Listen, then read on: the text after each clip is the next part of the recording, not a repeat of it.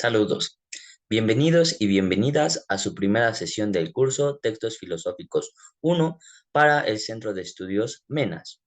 Mi nombre es Luis Adrián Rodríguez Cortés. Soy maestro en filosofía por la Benemérita Universidad Autónoma de Puebla. Actualmente me encuentro estudiando el doctorado en la Universidad Nacional Autónoma de México, la UNAM, y pues seré su profesor para esta asignatura y también para la asignatura de Textos Filosóficos 2. Las sesiones las vamos a subir a YouTube y la vamos a dividir en dos partes, aproximadamente de 50 minutos cada una, 45, 50 minutos cada una. Muy bien. ¿Qué vamos a ver el día de hoy? El día de hoy vamos a realizar la introducción a la materia, vamos a hablar al respecto de lo que es la filosofía, de sus diferencias con otras disciplinas, como por ejemplo con la ciencia, y también vamos a hablar de la importancia de la filosofía para la vida en general.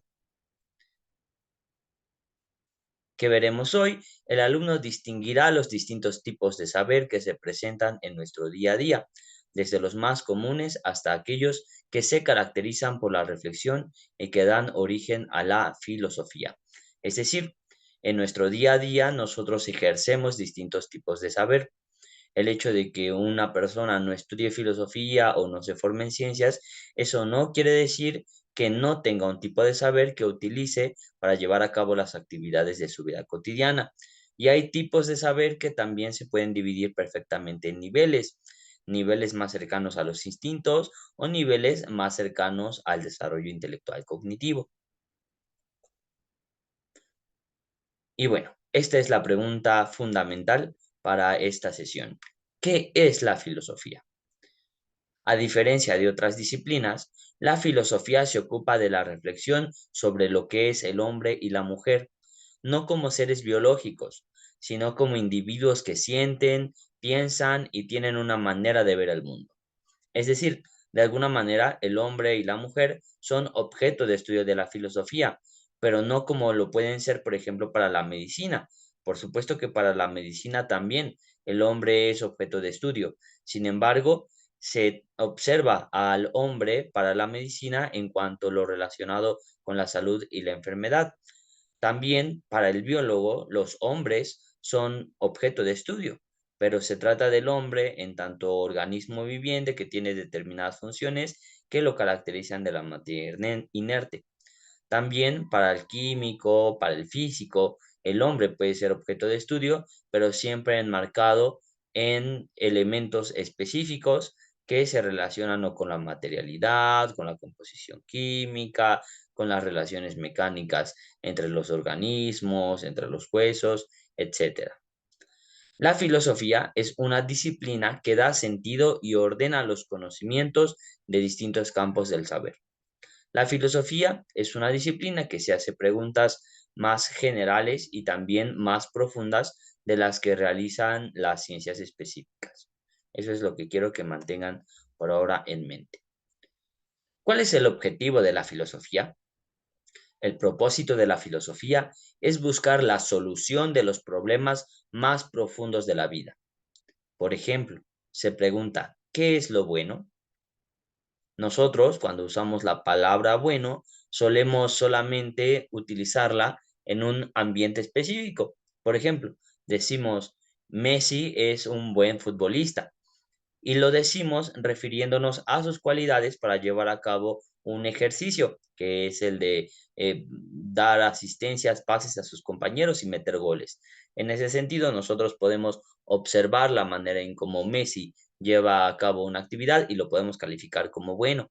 Sin embargo, hay que preguntarnos si es posible ver lo bueno en general o si más bien solo se puede usar la palabra bueno en este tipo de casos, un buen abogado, un buen futbolista, un buen médico, un buen arqueólogo, etcétera. La pregunta sobre lo bueno en filosofía entonces es mucho más general. ¿Qué es el bien en general? ¿Qué es el bien utilizado de manera universal? ¿Lo bueno siempre es observable? Cuando nosotros llevamos a cabo, por ejemplo, una buena acción, podemos pensar que en muchas ocasiones es el resultado de la acción la que determina que sea buena o no. Sin embargo, en ocasiones, muchas de las consideradas buenas acciones se llevan a cabo con intenciones que no son precisamente buenas. Por ejemplo, cuando uno sale con su novia y pasa un señor pidiendo dinero al lado de ustedes, entonces el chico o la chica, para quedar bien con su novio o con su novia, pues le dan un billetote ahí de 20 pesos, ¿no? Y el chico o la chica que nos acompaña, pues se queda maravillado. Ay, qué bueno es. Pero en realidad puede que la intención de nosotros, al darle ese billete a ese menesteroso que nos pedía limosna, pues fuera justamente impresionar a nuestra compañía, ¿no es cierto? Entonces, como veremos, el problema de lo bueno, el problema del bien, es mucho más complicado de lo que es enunciar lo bueno y lo malo desde puntos de vista específicos, como en el caso del futbolista, del médico, etcétera. La pregunta por lo bueno en filosofía es mucho más compleja y difícil de responder. Otra pregunta que caracteriza también a la filosofía es ¿qué es la verdad? Nosotros podemos decir que algo es verdadero o falso porque lo podemos observar o porque lo podemos comprobar. Sin embargo, eso no responde la pregunta más general sobre qué es la verdad. La verdad es lo que existe, la verdad es lo que se puede comprobar, la verdad es lo que está vinculado tal vez con algún Dios, la verdad es lo que nos dicen las autoridades. Pues bueno, notemos nuevamente que la pregunta sobre qué es la verdad es mucho más compleja. De hecho, actualmente se consideran verdades algunos fenómenos que anteriormente eran tachados de falsedades, como por ejemplo la existencia de pequeños corpúsculos que generan las enfermedades, como lo son los virus y las bacterias, pues actualmente se sabe que son entidades que en efecto causan este tipo de enfermedades, sobre todo enfermedades infecciosas, mientras que en los siglos XVI, XVII, XVIII, todavía a principios del siglo XIX, pues esto era desconocido, ¿no? Entonces, pues nótese que la verdad también tiene un componente histórico. También tenemos la pregunta por la belleza. ¿Qué es lo bello? Lo bello es lo que me agrada, lo bello es lo que me produce placer. En muchas ocasiones nosotros podemos reconocer que una obra es bella y no necesariamente la sabemos valorar. Por ejemplo, estando en un museo podemos reconocer que un cuadro es una gran obra de arte a pesar de que yo no la entienda. O podemos escuchar una pieza musical muy elaborada y reconocer que es bella a pesar de que yo no sepa nada de música. Entonces, ¿qué es la belleza? La belleza depende del objeto que estoy contemplando, la belleza depende del ojo que la mira, es decir, del espectador.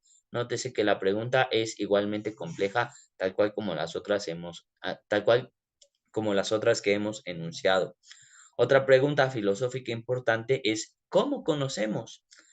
Porque nosotros podemos considerar que el entendimiento es una especie de máquina que engloba los objetos que están fuera del mismo. Sin embargo, desde el punto de vista de algunas corrientes filosóficas, como por ejemplo la fenomenología, eso que nosotros observamos como un objeto fuera de mí, en realidad es solamente una relación del individuo con su conciencia. Es decir, no existirían los objetos ni mi percepción de los objetos si no hubiera una relación de direccionalidad con mi conciencia. Entonces, de alguna manera, el conocimiento depende del sujeto y no solamente de los objetos. Sobre todos estos problemas, pues ahondaremos a lo largo de estas sesiones. Ahora solo quiero que puedan observar ustedes la complejidad de la disciplina filosófica. Otra pregunta muy interesante, a la que de hecho he dedicado gran parte de mis investigaciones, es la pregunta sobre la existencia de la libertad. ¿Existe la libertad o todo está condicionado? Desde el punto de vista de la física, parece que todas son relaciones interconectadas, relaciones de causalidad. Y nosotros podemos decir que el hecho de que yo esté hablando ahora para ustedes y que ustedes me estén escuchando desde sus casas, desde su escuela, donde quiera que estén, pues en realidad se puede explicar a partir de la serie de causas y consecuencias que han tenido lugar en el pasado. Por otro lado, podemos decir también que tal vez la libertad sí existe y entonces no estamos totalmente condicionados porque nosotros somos conscientes de tomar decisiones. Sin embargo, también podemos problematizar si estas decisiones no son a su vez influenciadas o inclusive determinadas por la manera en que nos han educado, por la situación de vida que tenemos, por el hecho tal vez de que yo tenga hambre, etcétera, etcétera. Otra pregunta muy interesante es, ¿qué es la vida? la vida no solamente como un conjunto de procesos orgánicos, la vida no como un conjunto de elementos que permitan que yo me mueva, sino la vida también en general. ¿Qué es la vida y qué es la vida humana, más específicamente hablando, ¿no? Bueno, algunas de estas preguntas se enmarcan específicamente en campos de la filosofía muy populares. Por ejemplo, esta pregunta sobre lo bueno, ¿qué es lo bueno? Se aborda desde el punto de vista de la ética que es una disciplina filosófica. ¿Qué es la verdad? Es una pregunta que se aborda desde la epistemología o también conocida como filosofía de la ciencia. La pregunta sobre la belleza se aborda en una rama de la filosofía que se llama estética, de la cual ustedes se van a acordar por los lugares donde les cortan el cabello. La pregunta sobre cómo conocemos también es una pregunta que aborda la epistemología. Si existe la libertad, pues es una pregunta que aborda la ética también, pero también otras ramas de la filosofía. Y la pregunta sobre qué es la vida o qué es la vida humana, pues bueno, son preguntas que se pueden responder desde algunas corrientes filosóficas, como el existencialismo.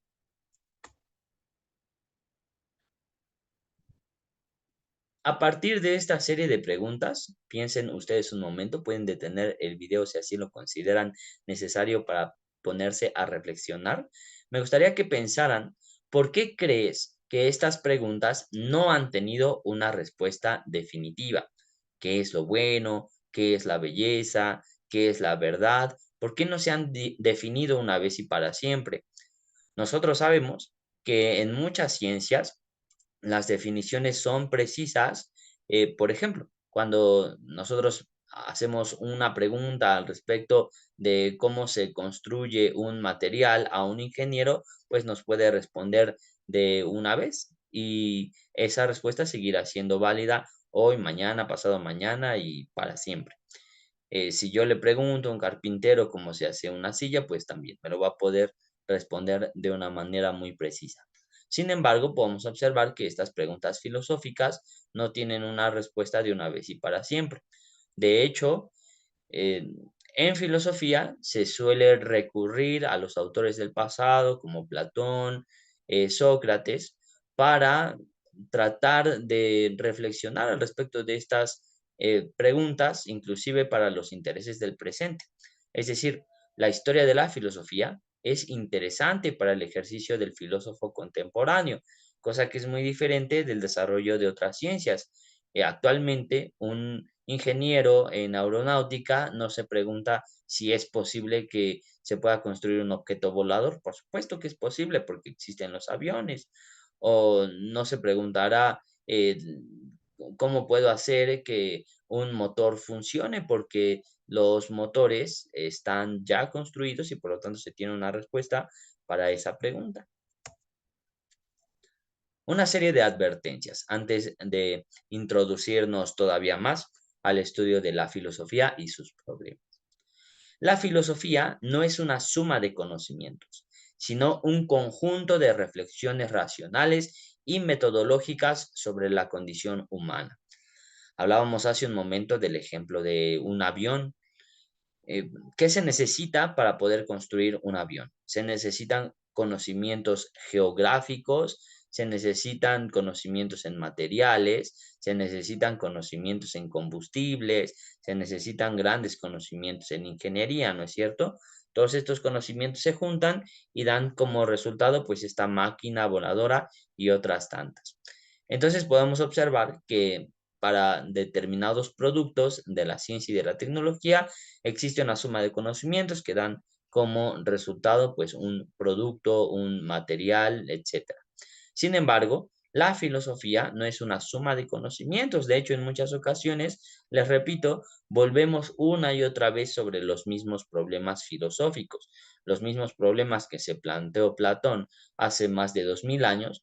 Nosotros nos lo volvemos a plantear con la misma fuerza y con la misma inquietud a como lo hicieron estos pensadores griegos. Entonces, pues bueno, esta es una advertencia por si ustedes pensaban que la filosofía les iba a dar de una vez y para siempre la respuesta a todas las inquietudes de su vida, pues me temo que no. Sin embargo, ¿Qué es lo que contribuye la filosofía a la vida humana y sobre todo al conocimiento? Así como la ciencia ofrece respuestas que satisfacen al conocimiento, también la filosofía aporta algo al conocimiento. No son estas respuestas unívocas que se responden de una vez y para siempre, sino más bien aportan al conocimiento y al entendimiento profundidad, un carácter crítico. En filosofía se producen entonces conocimientos vinculados más bien con una dimensión más profunda y más humana de nuestra cotidianidad, de nuestro día a día, de nuestra manera de vivir. Por eso es que la filosofía se considera como una disciplina que está dentro de las humanidades. Otra advertencia que ustedes tienen que tomar en cuenta antes de decidir si estudiar filosofía o al menos para tener buen desarrollo en estas sesiones que vamos a tener, es que el lenguaje cotidiano hace uso de ciertas palabras que en filosofía tienen un significado distinto. En ocasiones difícil de comprender. Por ejemplo, la palabra ser. Nosotros utilizamos la palabra ser sin problematizarla demasiado y decimos soy Luis Adrián, soy un ser humano. Ser, lo decimos todo el tiempo. Es un verbo al cual recurrimos muy seguido y de hecho cuando aprendemos idiomas es de los primeros verbos que se nos enseñan. Sin embargo, para la filosofía, el ser es un tema de problemática sumamente complicada.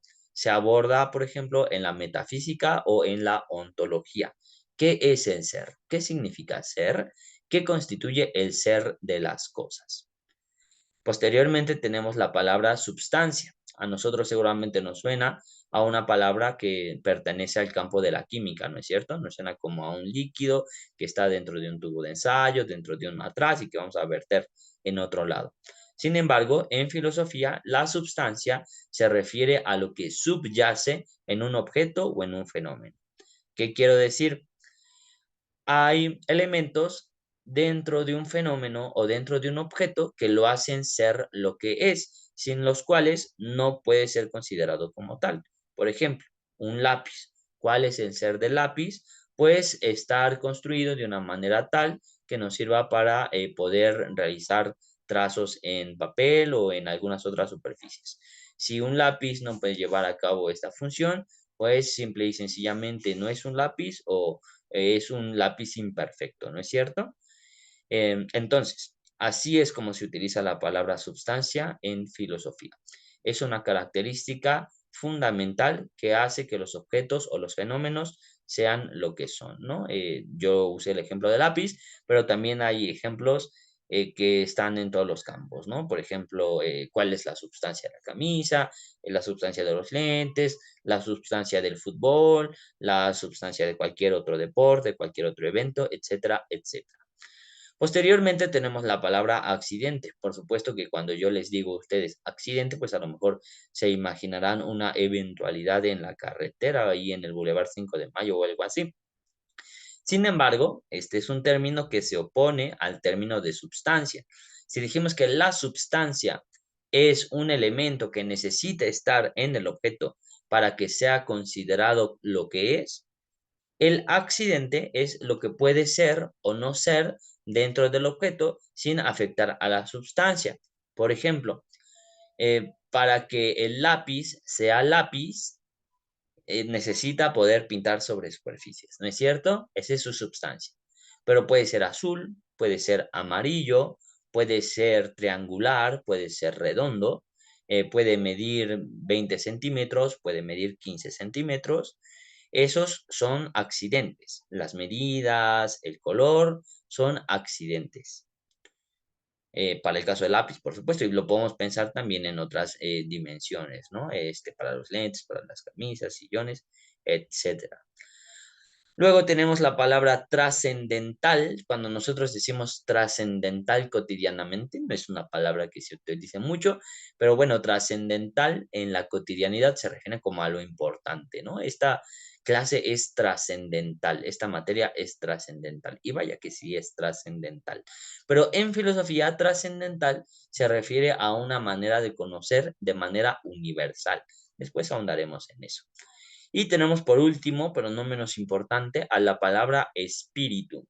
El término espíritu, pues evidentemente nosotros lo escuchamos asociados a fenómenos paranormales, alguna película, cuestiones vinculadas con el espiritismo o algo así. Sin embargo, en filosofía, el espíritu tiene un carácter metafísico muy específico, explotado por filósofos, sobre todo, como Hegel. Ya después vamos a hablar de Hegel en el curso de textos filosóficos 2. ¿Y qué significa espíritu? Espíritu puede significar cultura. Cuando nosotros hablamos del espíritu de una época, estamos hablando de las características representativas de esa época, ¿no es cierto?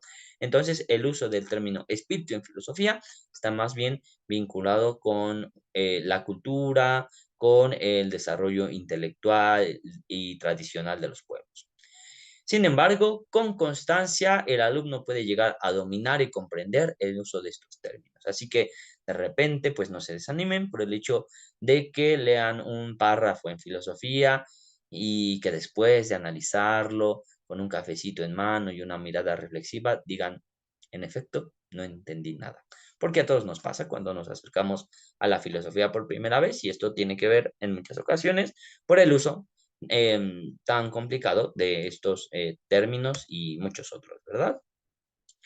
Muy bien, ahora vamos a pasar al tema del sentido común, la actitud filosófica y el filosofar. Yo les decía hace un momento que todos tenemos un saber y lo ejercemos de alguna manera, sin necesidad de que hayamos estudiado filosofía, de que hayamos estudiado ciencias. Sin embargo, vamos a tratar de determinar las características que componen al saber filosófico a partir de estos otros saberes que tienen su lugar en la vida ordinaria, como podemos verlo en el esquema que coloqué para ustedes en las diapositivas.